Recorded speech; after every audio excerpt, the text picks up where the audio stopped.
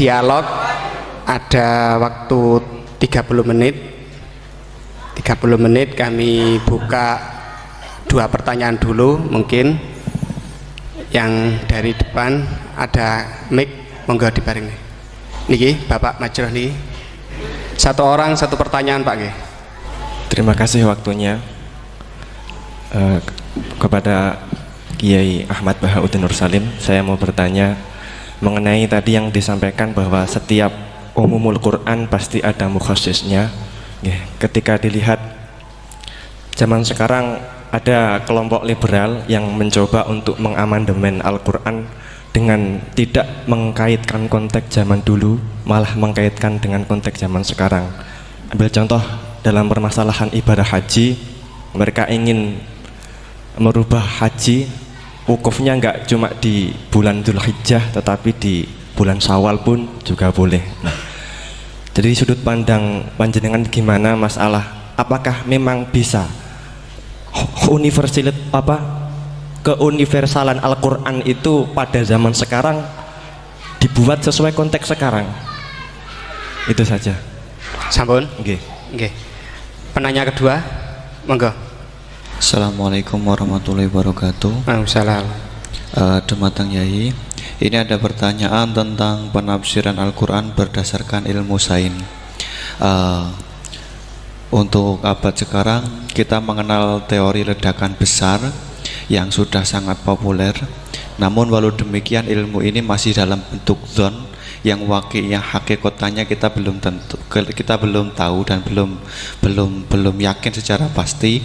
Namun teori ledakan besar ini kemudian disinkronkan dengan Al-Quran dengan penafsirannya bahwa ternyata di dalam Al-Quran itu sudah ada teori ledakan besar. Pertanyaan saya begini, menimbang ilmu teori ledakan besar ini adalah ilmu dzon, ini masih memungkinkan ilmu ini salah, sehingganya penafsiran terhadap Al-Quran ini menimbulkan kekhawatiran, yakni kalau ilmu ini sebenarnya salah kemudian disinkronkan dengan Al-Quran, nanti ada penyalahan dalam penafsiran. Namun sisi lain terdapat kebaikan, yakni ada banyak orang bicara bahwa Al-Quran turun sekian ratus tahun lalu ternyata di dalamnya memuat teori ledakan besar yang baru muncul abad modern ini. Dari penjelasan ini pripun monggo Yai tentang penafsiran berdasarkan ilmu yang masih dzon, yang belum hakikatan seperti ini, monggo. Sing pertama Pak Ulil, yang kedua Pak Anwar. Itu sudah sama-sama keren Pak ya. Nggih. Pak mahasiswa. Pak Ulil apa Ulin? Ulil. Pak Ulil. Ulil apa? Ulil Absor. Sudah Ulil Absor, sudah bener ya. Itu namanya sudah bener. Nggih. Yang kedua Anwar ya? Kedua Pak Anwar. Enggak, sudah gitu dulu. Cekap 2 dulu. Yang pertama mungkin nek jenengan niki pertanyaan yang pertama, apakah keumuman Al-Quran bisa ditaksis sesuai konteks sekarang, konteks sekarang kekinian niki. Niku pertanyaan yang pertama.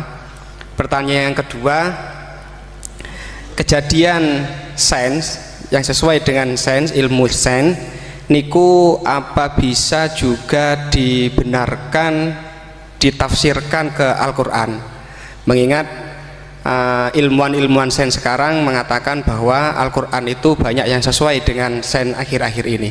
Nah, seperti ledakan besar niku kalau diarahkan ke Al-Quran, apa memang sains itu sebenar-benarnya persis dengan Al-Quran atau masih ada kemungkinan nggak sama? Hafal Quran tuh? Buatan apa belum? Tapi hafal juz 30. Enggak. Ya. Ini rileks saja ya. Memang saya ulang lagi. Memang syaratnya tuh hafal Quran tadi. Enggak, karena begini, saya berkali-kali berdebat sama orang-orang liberal ya. Sekarang saya tanya, mereka kan senang sekali ya mengutip ayat la ikraha fiddin, bahwa dalam agama itu tidak perlu pemaksaan. Sebetulnya ayat itu jelas ada terusannya, qad tabayyana rusydu minal ghayy. Yang benar tentu begitu jelas, terpisah betul begitu jelas, yang benar ya benar, yang salah ya salah. Sehingga kita tidak perlu memaksa orang, misalnya 2 ditambah 2 itu 4, terus kamu paksa, kalau nggak mengatakan 4 tak penjara, itu tidak perlu. Kalau orang waras pasti bilang 2 tambah 2 4, 1 tambah 1 2. Kebenaran la ilaha illallah itu seperti itu, kebenaran yang begitu nyata sehingga tidak butuh dipaksa. Jadi sebetulnya la ikraha fiddin itu konteksnya, karena kebenaran benar-benar sudah punya eksistensi yang nyata, untuk diakui itu tidak butuh pemaksaan. Orang seluruh Indonesia kan bilang 1 tambah 1 itu 2, nggak usah diintimidasi, nanti ditangkap Pak Gatot gitu. Ya tidak perlu. Makanya terusannya aja lah, repotnya sekarang santri-santri kalau pidato khitobiah di pondok-pondok ya diputus kayak orang liberal, la ikraha fiddin. Itu belum wakaf, masih qad tabayyana rusdu minal ghayy. Paham yang saya maksud ya? Sehingga kadang Nabi itu ngendikan secara ekstrim. Misalnya mangqala la ilaha illallah dakhalal jannah. Siapa yang meyakini la ilaha illallah nanti pasti masuk surga. Entah kapan pasti masuk surga. Kalau belum ya antri masih, tapi pasti lah. Terus Nabi sempat ngendikan, itu hadis sahih, wa in zana wa in saraka, meskipun pernah punya masa lalu, zina itu fi'il madhi, pernah punya masa lalu, pernah zina, pernah maling. Itu sampai 3 kali sahabat protes. Tapi saya berkali-kali ngomong di ngaji di Jogja, di Bojonegoro, di rumah ngomong, kebenaran yang absolut, kebenaran yang hakiki tidak bisa terganggu oleh perilaku sosial. Bukan masalah seakan-akan hadis ini membolehkan zina, itu tidak mungkin. Innallaha la ya'muru bil fahsya, Allah tidak akan nyuruh hal yang buruk. Tapi saya beri satu logika, satu analogi. Kalau rektor Al-Azhar kamu tanya 1 tambah 1 berapa Pak Rektor, pasti bilang 2. Kamu tanya Amrozi ya bilang 2. Kamu tanya Pak Ahok ya bilang 2. Kamu tanya Anies Baswedan ya bilang 2. Tanya Pak Nusron dia jawab 2. Sama, semuanya jawab 2. Karena kebenaran hakiki pasti absolut. Sekarang misalnya gini, ada ronte dari dulu Doli misalnya, kamu tanya Mbak 1 tambah 1 itu berapa, pasti bilang 2. Jangan kamu mentang-mentang imam masjid, saya tak jawab 3, saya kan imam masjid, masa sama dengan lonte? Tidak bisa, kebenaran absolut itu pasti sama. Mbok rektor Al-Azhar sama siapapun ya jawabnya sama. Paham yang saya maksud? Sebab itu kadang Nabi ngendikan wa in itu la ilaha illallah itu kebenaran absolut, lebih absolut ketimbang 1 ditambah 1 2. Sehingga kebenaran absolut la ilaha illallah itu nggak bisa terganggu oleh apapun. Paham ya maksud? Nah itu maksud qad tabayyana rusdu minal ghayy. Kita tanya rival politik, Pak Jokowi kamu tanya 1 tambah 1 ya 2, Pak Prabowo ya bilang 2, bukan karena rival politik. Tadi Pak Jokowi jawab berapa? 2, ya udahlah 4. Tidak ada seperti itu. Nah itu disebut qad tabayyana rusdu. Nah kembali ke ide tadi, ide bahwa wukuf boleh di mana saja, terus boleh tidak syawal, itu udah ide. Sebenarnya sampean mikir saja itu sudah kriminal. Berarti sampean ngapalkan pikiran salah ya. Karena kalau kita diskusikan itu lucu sekali, karena ya itu sudah begini loh kaidah khilaf itu. Saya kasih tahu. Walaysa kullu khilafin jaa mu'tabara illa khilafal ladzi khadzum minan nadhari. Tidak semua khilaf itu dianggap satu khilaf, satu perbedaan pendapat kalau kualitasnya nggak sama-sama mutu. Kalau yang satu nggak mutu itu nggak dianggap khilaf, nggak level. Itu tadi misalnya Imam Ghazali ngendikan begini, qala al-Ghazali gini-gini, pasti saingannya ya qala Nawawi atau qala Al-Qurtubi atau qala siapalah. Jangan qala al-Ghazali terus kamu saingi menurut Ustadz dari Solo, dari Jogja, wah ya udah level, masa Imam Ghazali disaingi. Itu ya, aturannya seperti itu. Ini jelas Rasulullah sendiri yang ngendikan al-hajju arafah, bahwa syarat sahnya haji adalah wukuf, dan Nabi menyebut arafah. Tentu kita tidak pernah memperbandingkan apa yang disabdakan Nabi dengan yang jadi pikiran mereka itu. Kalau mereka alasannya karena orang bergumul di situ, di Mina, di Arafah, gara-gara waktunya sama, titiknya sama, terus terjadi kematian gini. Apa yang nggak wukuf di Arafah itu hidup semua. Itu kan kayak dalilnya orang rokok mari cepat mati. Oh, sing rokok ya mati. Orang-orang jil juga mati. Orang-orang liberal yang pikirannya katanya ingin menyelamatkan kehidupan juga pada akhirnya mereka mati. Mendingan mati di Arafah, keren di tanah suci. Tidak usah begitu. Sebenarnya begini loh, mereka itu menjadi salah karena nggak mau ngaji fikih secara serius. Saya itu menyesal sekali ya, kenapa sih orang wukuf itu kok dungani suwira barbar itu mang sakiliane. Mbok donga iku yakin pangeran apian sediluk wis tetep dituruti, gitu aja gak usah lama-lama. Ya kata hikam kan gitu. Ngelingno pangeran aja suwi-suwi, sing perlu dielingno sing iso lali. Pangeran iso lali kok amen mbok elingno wae kan gitu cara madzhab hikam. Makanya kata madzhab hikam kan gitu. Wa inna ma yunabbahu man yajuzu alaihil ikhfal. Yang boleh diingatkan yang mungkin lupa. Tapi kalau masih ingat ya sudah tidak usah diingatkan lagi. Doa itu sekali saja. Saya ini termasuk korban kitab hikam.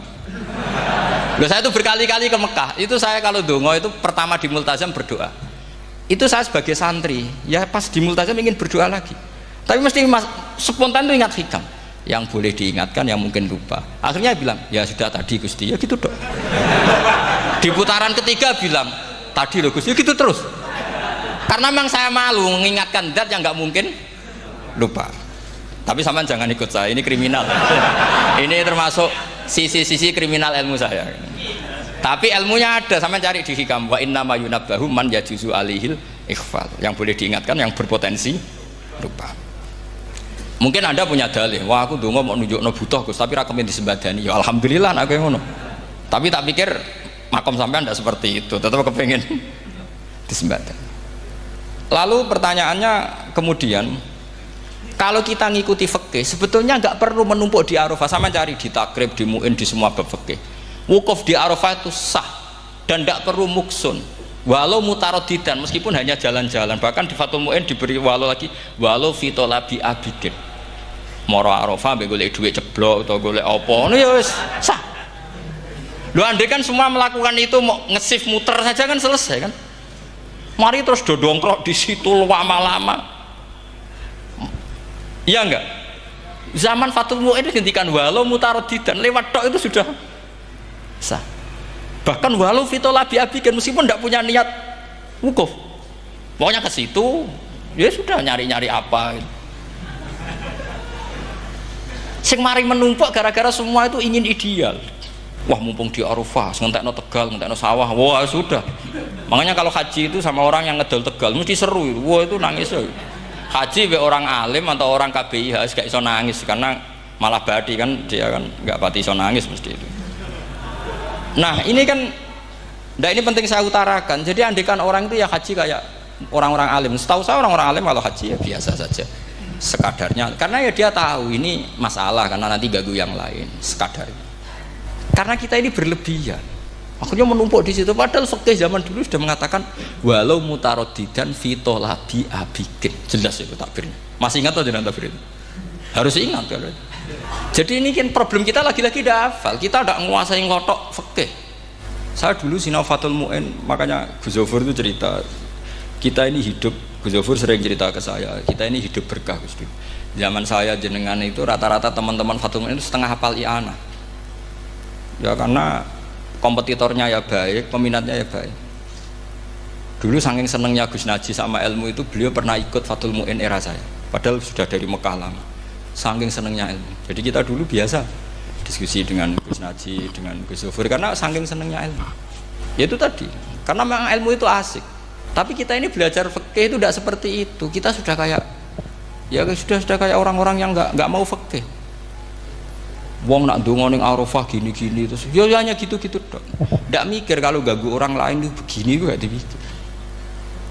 Itu satu. Jadi menurut saya sampean jangan pernah terlintas bahwa pendapat jil atau apa saja itu pendapat. Walaysa kullu khilafin ja'a mu'tabara illa khilafal ladzi khaddu minan nadhari. Ndak semua khilaf itu kita hitung khilaf kecuali yang kualitasnya sama. Kecuali begini kualitasnya agak sama. Misalnya sholat jenazah. Sholat jenazah itu trennya kan mayit di depan, terus imamnya itu di belakang. Nah itu boleh, ada ulama mengatakan nggak apa-apa. Sholat jenazahnya di depan, mayit imamnya di jenazahnya di belakang, imamnya di depan. Meskipun itu tidak lazim, tapi masih masuk akal. Itu tadi fa'innal janazah laisat bimanzilatil imam. Piye jenazah ora imam wajib kok ngarep. Alasannya apa? Loh itu tidak orang liberal, itu kitab Mahalil. Kaul awal jenazah harus di depan, kaul sani tidak harus. PP jenazah itu tidak imam. Coba alasannya di depan apa? Dia tidak imam. Kalau seperti itu masih khilaf karena sama-sama ulama. Dan khilaf ini dipraktekkan, tapi jangan di sini loh ya, ini jadi fitnah. Saman tak cerita nih, saman kalau haji itu tiap ba'dal maktubah ada sholat jenazah enggak? Enggak, saman jawab saja. Yang pernah haji, tiap maktubah kan ada sholat jenazah. Itu jenazahnya di depan apa di kamar mayat? Itu bukan gaib loh, orangnya masih belum dikubur. Tidak sama jawab saja.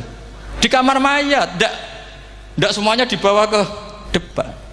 Artinya ada konteks tertentu, mungkin kauliku yono gunane dalam konteks Mekah karena orangnya banyak, sibuk, ora kober gawa napa? Jenazah. Tapi nak dalam konteks Indonesia ya suul adab. Wong keren pisan kok ngarepe kok ora oleh gitu. Jadi maksud ya kalau kiai kan biasa kok ngarep keren. Misalnya jenazah wong awam kesempatan sak ngarepe kiai yo pas mati kowe kok ora oleh gitu. Jadi cara kula itu kan. Lah iya misalnya ana wong awam goblok mati. Jenazah dak kok nguri. Dadi yo apa dadi ngarepe kiai pisan kok ora oleh gitu loh. Jadi menurut saya itu. Tapi kalau kamu mengatakan ini fardhu ain, kalau nggak di depan nggak salah, alasan Anda apa? Ini itu udah imam. Yang wajib di depan kita ini kalau imam. Nah seperti itu khilaf. Ini cerita khilaf. Mutu, alasannya sama-sama mutu. Qailnya yang punya pendapat ya sama-sama mutu karena diceritakan kita mahali. Dan dipraktekkan di Arab Saudi, yaitu banyak jenazah di kamar mayat, tetap sholat apa? Jenazah. Gaib. Itu pernah saya praktekkan. Tapi sekali itu saja, mungkin tidak terulang. Pas kemarin Banafe Hajin, Banafe itu dekat jenazah itu tidak mungkin, banyak sekali. Gak sholat itu bengi-bengi tak anteni nganti jam loro. Dan saya akrab sama beliau, sering guyon sama saya. Sebelum meninggal tuh berkali-kali, ya memang masih keluarga sama saya, jadi sering guyon. Dulu sering guyon sama saya. Ya aku sebenarnya tenanan, ini sering ngandani saya. Gitu. Saya nggak ngira kalau mau wafat. Akhirnya saya itu ke masjid sama anak saya namanya Hasan, acung nyelati Banafe. Pak kok nggak di depannya? Ya sudah ini darurat, karena nggak mungkin mendekat beliau. Jadi ya itu tadi buktinya sholat gaib. Sholat gaib juga misalnya orang Kediri boleh nggak nyolati orang yang mati di NTT yang lebih timur, boleh nggak? Boleh, padahal mayatnya di belakang, karena memang nggak imam. Lah kalau seperti itu khilaf, ini cerita. Kalau seperti itu khilaf, meskipun agak-agak kontroversi, tapi kualitasnya masih waras lah, masih bagus. Sampai kalau nggak percaya cari di mahali di bab jenazah. Kalau mahalinya ada di Qalyubi, tapi jelas saya yakin itu ada. Saya tidak donan yakin jangan. Kalau nu mulang, ya mulang terus tidak punya masalah ingatan. Jadi ingat betul kalau takbir itu ada. Gitu. Jadi saya ingat betul kalau takbir itu ada. Nah terus pertanyaan kedua dari Kang Anwar tadi itu memang problem ya. Tapi itu bisa diatasi lewat seni menulis. Biasanya kalau seorang penulis, apalagi di Indonesia itu kan gampang sekali. Kalau kata itu bisa bias atau majas kan bisa dikasih tanda kutip, dikasih tanda apa? Kutip. Itu memang nyata ya. Saya pernah berdebat berkali-kali lah. Saya kan satu tim ya dengan Pak Zaini, dia seorang profesor, juga pernah tanya Gus Wafi, putrane Mbah Mun saat di Syria. Zaman itu saya Abdul Al-Buti masih hidup. Saya tuh punya komunitas dokter. Ini cerita nyata ya. Yang dia tanya gini, Pak Bahak, kita ini ahli embriologi dan tidak pernah ada ceritanya ada segumpal darah dalam proses embriologi. Yang ada itu sekian zigot yang berhasil nempel di dinding rahim itu nanti yang jadi janin. Jadi kalau kita ngaji ada segumpal darah itu menjadi aneh bagi kita karena proses itu tidak ada. Ya saya jawab ya enteng saja. Ya kan yang bilang segumpal darah itu kiai kan tidak Quran. Makanya benar Kang Anwar tadi yang ngomong itu mufasirnya atau kiainya yang nerjemah. Kalau Quran hanya bilang min alakin. Iqra bismi rabbikal ladzi khalaq khalaqal insana min alaq. Alaq itu kan dari kata alaqa ya'liku alaqon, sesuatu yang nempel itu namanya alaqah. Makanya di Alfiyah ada wa ulqatun hasilatun, ulqah itu sesuatu yang terkait atau yang menempel. Sehingga ya pokoknya kalau alaq itu artinya tidak harus segumpal darah, bisa sesuatu yang menempel. Sama cari di kamus, dicari sama dia kamus. Aliko ya'liku menempel. Oh, ya oke Bapak, enggak masalah. Nah, lalu kalau kita memaksakan itu bukti ilmiahnya Quran ya resiko juga. Nanti ada penelitian yang berbeda. Makanya kita bisa memanfaatkan tanda kutip. Kalau lafadz itu majas atau kata itu majas, kalimat itu majas. Atau kita menganalisis secara balaghah min jinsi dzalikat dam. Misalnya begini.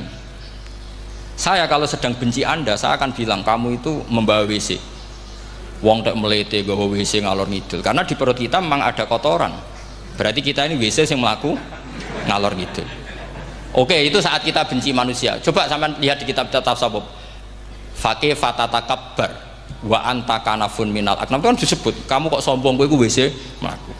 Tapi nanti kalau kamu ngaji di alam rohani, kamu disebut laqad khalaqnal insana fi ahsani takwim. Artinya bisa saja alakin ini benar-benar maknanya segumpal darah, tapi dalam konteks manusia jenis kamu adalah jenis segumpal darah, bukan dalam proses embriologi mengalami segumpal darah. Kita masih bisa berkelit, asal kamu ilmunya banyak, hafalaman banyak, tetap bisa berkelit. Problemnya kadang kita tidak punya ilmu. Loh ya, ini kisah nyata ya. Jadi kemarin entah tanggal berapa saya lupa, itu kan Kemenak datang ke Yai, ke Mbah Mun, ke Gus Zofur. Di antara usul saya seperti itu, mbok terjemah Kemenak, kalau yang terkait sain itu dikasih bahasa yang bias, karena nanti kalau tidak bias, ini nanti ada penelitian kelihatan Quran dianggap loh ya, dianggap salah. Sebenarnya salah yang terjemah. Atau kita yakin sesuai ilmiah, ternyata suatu saat ada penemuan yang berbeda. Kita bisa manfaatkan tadi seni menulis tadi, misalnya tanda kutip atau dipakai kata bias. Ya misalnya begini, contoh paling gampang tadi, misalnya kita bangga misalnya Quran terbukti benar ketika mengatakan wa ja'ala bainahuma barzakha wa hijra mahjura, antara air tawar dan air laut itu ada pemisah. Kita mungkin ya setuju nyari-nyari ayat tentang Big Bang, tentang apa ledakan yang dahsyat. Tapi apapun itu teori itu bisa iya bisa tidak. Nah itu kita bisa manfaatkan tanda kutip. Atau seni pakai lughat. Saya beri contoh seni lughat begini. Keyakinan santri yang di sini, yang di Kewegean sini, makhluk itu yang terkenal kan 3, manusia, jin, terus setan. Sudah kan 3 itu. Keyakinan sampean manusia dengan jin sama apa enggak? Beda kan, katanya beda. Terus jin dengan setan itu beda apa sama? Enggak, sampean jawab. Beda, rata-rata santri fikih bilang beda, karena jin itu bisa mukallaf, bisa sholat, bisa enggak. Kalau setan pasti enggak sholat. Tapi pecinta orang sholat dia, kalau orang sholat datang, penggemar dia, mau ganggu gitu. Nah sekarang pertanyaannya gini, lalu ketika para ulama mengatakan jin dan malaikat itu beda, jin dengan setan beda, tapi di Quran itu ada loh ayat fasajadu illa iblis kana minal jinni fafasaqa an amri rabbi. Jelas ayatnya di surat Isra kalau nggak salah tuh, kana minal jin, kana ono sopo iblis iku minal jinni. Padahal tadi Anda yakin iblis dan jin itu tidak sekategori, tapi ayat itu kana minal jin. Caranya gimana? Gampang, sama cari di tafsir Baghawi atau tafsir Ibnu Katsir. Caranya adalah dianalisis secara lughat. Sesuatu yang nggak kelihatan atau yang gelap disebut jannah. Misalnya malam, kata Quran apa? Falamma janna alaihi lailu ra'a kaukaba. Karena malam itu gelap disebut jannah. Orang yang gila karena masturul akli disebut majnun. Karena madatul kalimah sama-sama jinnun. Madatul kalimah kan sama kan? Jim nun musyaddad berarti jim nun nun. Saya ulang lagi ya. Kalau malam disebut falamma janna alaihi lailu. Kalau orang masturul akli disebut majnun. Orang dalam kandungan disebut janin. Kullu dzalika yusamma bidzalik li'annahu mastur. Semua dinamakan itu karena mastur, tidak kelihatan. Nah, sekarang sampai tak tanya, iblis itu kelihatan apa enggak? Enggak. Berarti kalau kana ana sapa iblis minal jinni setengah barang sing ora ketok. Kecumanane minal jinni kelompok jin. Nanti kamu masalah dengan kiai Anda meyakini, "Lho jin kok iblis?" Beda. Jin itu iso ngaji. Ya gampang saja. Kalau jin yang sakolen ya jin yang bisa Islam bisa kafir. Tapi kalau kata jin yang dalam ilah iblis, karena minal jinni minal masturin. Faham yang saya maksud? Tetap bisa ada solusinya. Makanya ngaji itu jangan hanya Ibnu Katsir. Ibnu Katsir itu beliau hanya menjawab lewat riwayat.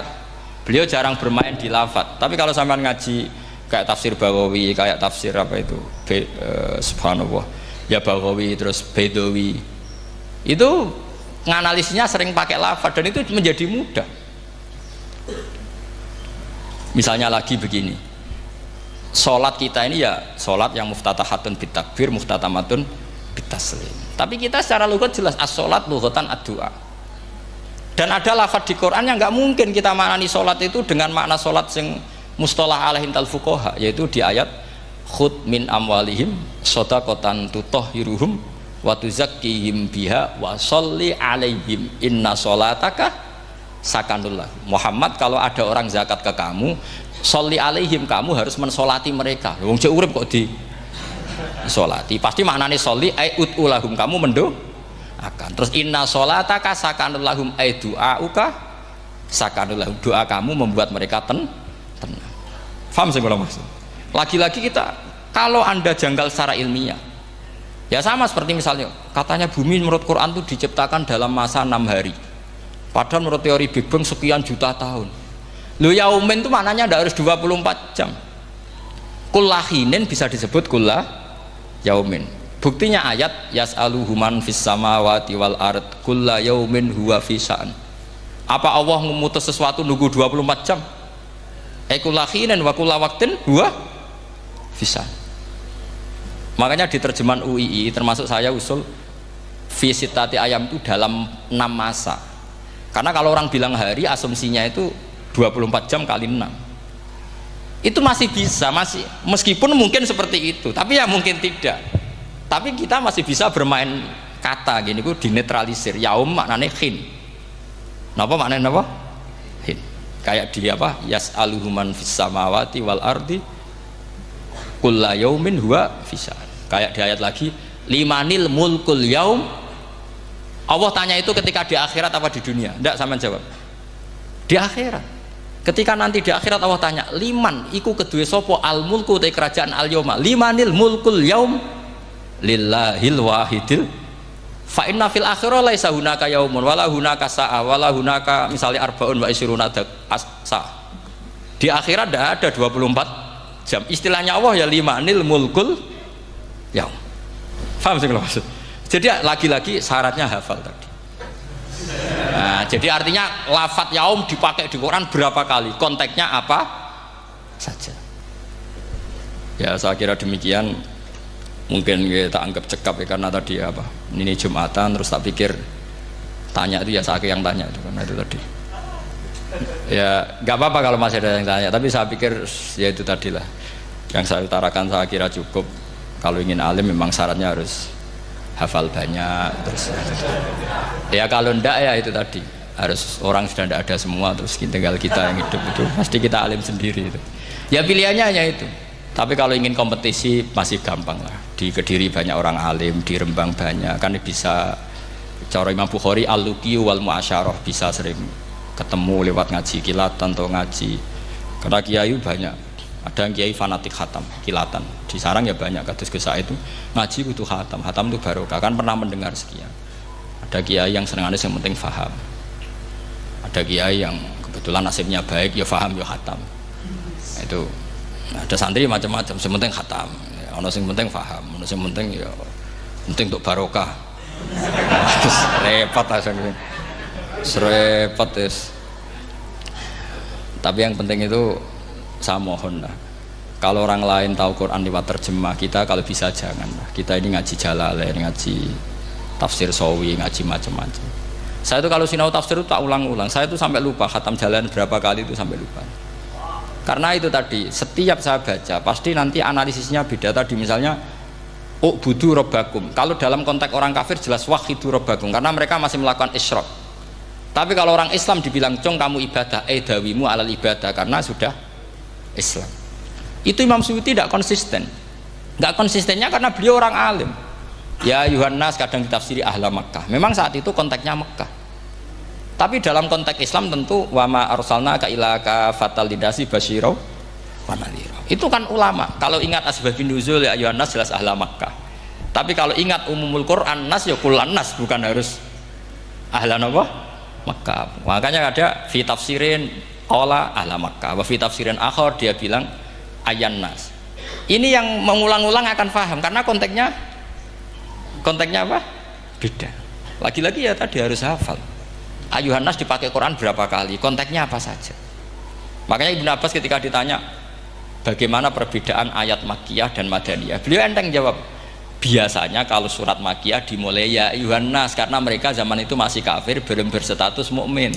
Kalau di Madinah rata-rata khitab sudah ya ayyuhalladzina amanu karena di Madinah mayoritas sudah mukmin. Tetap memanfaatkan proses dialek dan itu mudah. Memang kalau kita neliti terus mudah. Maknanya mudah itu tidak sulit.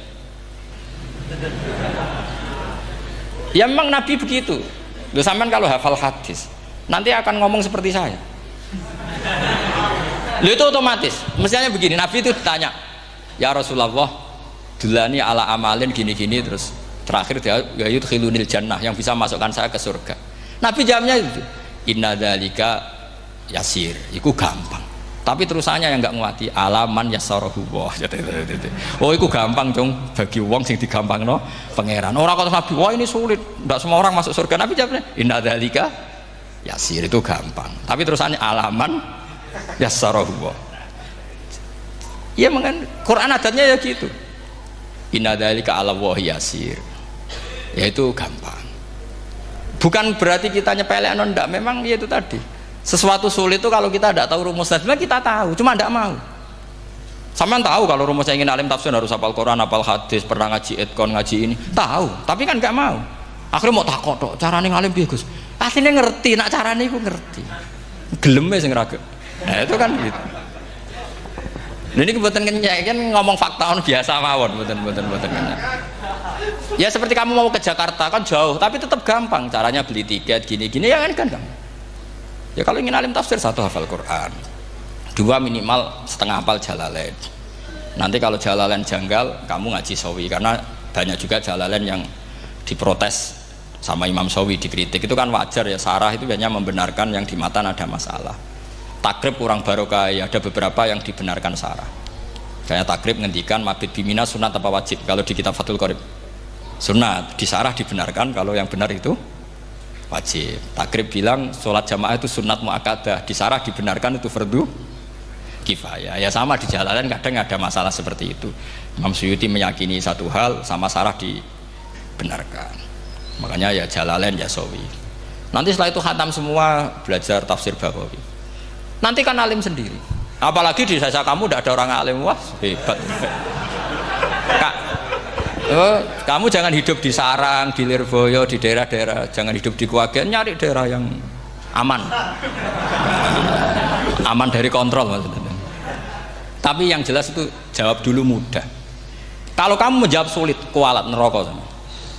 Lihat bagaimanapun Quran disifati Allah walaqad yassarnal Qur'ana lidzikri fahal mim mudzakir. Makanya saya tadi ngomong, kalau Anda hafal seperti saya, pasti cara ngomong kayak saya. Kita mau ngomong Quran sulit tidak mungkin. Kita ini ingat kalau Allah mensifati Quran walaqad yassarnal Qur'ana. Fakaifa wasafahu wa bil yusri wa anta taqulu bil usri. Bagaimana Allah mengatakan yusrun kemudian Anda mengatakan usr. Neraka sama Anda bantah pangeran. Atau gini, kalau terpaksa muni sulit Gus. Tapi sementara ini, pokoknya tambahi gitu. Lah nanti ya masih sulit. Tapi ya bisa saja tidak sulit. Karena tadi bukti kalau Quran mudah, orang kafir ketika dibacakan yang nangis banyak. Raja Najasyi sebelum Islam dibacakan surat oleh Ja'far bin Abi Thalib nangis. Inna hadza wa ma nazala ala Musa lamin miskatin wahidah. Ini dengan Taurat pasti dari pintu yang sama, dari nur yang sama. Miskat itu nur. Faham nangis sampai wa idza sami'u. Sami'u itu belum Islam loh ketika itu. Wa idza sami'u ma unzila ilar rasuli taro a'yunahum tafidu minad dam'i mimma arafu minal hak lagi yaquluna rabbana amanna. Artinya fahimu khina kanu fil kufr. Mereka faham ketika masih kafir. Karena muyassar, Quran itu muyassar. Faqih fala tafham. Wa anta tata'alam kutuba kadza wa kadza wa takhtimu kutuba kadza kadza. Kok ijek kadza. Ada gua entek kadzane. Ini bukan kritik, ini pelurusan. Sampeyan jangan sensitif, kok cawe wedok yang kandhani sensitif, mutung. Ini pelurusan. Jelas Quran disifati walaqad yassarnal Qur'ana lidzikri fahal mim mudzakir. Dan itu nyata, saya ulang lagi itu nyata. Sampai yang saya ceritakan di makalah ini ada orang Bedui, ada seorang khotib khutbah, fawarabbis sama'i wal ardi innahu lahaqqum mithama annakum tantikun. Arabinya tanya sama Pak Khotib, itu kan artinya kan demi Tuhannya langit dan bumi. Si Arabi tanya Pak Khotib, yang bikin murka Allah itu siapa? Kok sampai Allah terpaksa sumpah? Karena si Arabi tahu orang sampai sumpah itu pasti karena tersinggung. Kalau nggak tersinggung ngapain Anda sumpah? Dalam kehidupan sehari-hari kalau kita sampai sumpah itu karena tersinggung. Kita ditagih orang bisa, sesuk tak sahur. Ditagih lagi bilang kita tak sahur. Nah, serap percaya bang, wah wahi sesuk tak sahur. Kalau orang sumpah itu karena tersinggung. Ternyata betul. Sampai cek di Quran. Kalau Allah memulai surat dengan sumpah, pasti terusannya Allah itu duka atau marah karena sumpah itu untuk yang tersinggung. Makanya di Balaghah diterangkan Kalau kaidah normal, kondisi normal, kamu harus bilang Zaidun qaimun. Kalau mukhatab ada indikasi tidak percaya, kamu bilang inna Zaidan qaimun. Kalau selalu kelihatan tidak percaya, kamu harus bilang wallahi inna Zaidan la qaimun. Ya enggak di ilmu balaghah. Lah iya itu kan Arabi saja paham. Kamu yang ngaji Jawahirul Maknun tidak paham kan aneh. Makanya itu penting gitu. Nah, lagi-lagi walaqad yassarnal Qur'ana lidzikri fahal ya doa ini bagian ustadz yang pun khusyuk nih kan donga ning kersane niku. Ampun kula lagi. Alhamdulillah waktu sudah selesai habis nggih. Meskipun sebenarnya kita masih ingin berlama-lama nggih, tapi hari Jumat. Namun dari moderator mungkin kalau nggak menyimpulkan kurang pantas nih. Hanya satu kesimpulan, ketika kita ingin seperti beliau, syaratnya harus banyak hafal. Ya, namun ini kemauan, okay.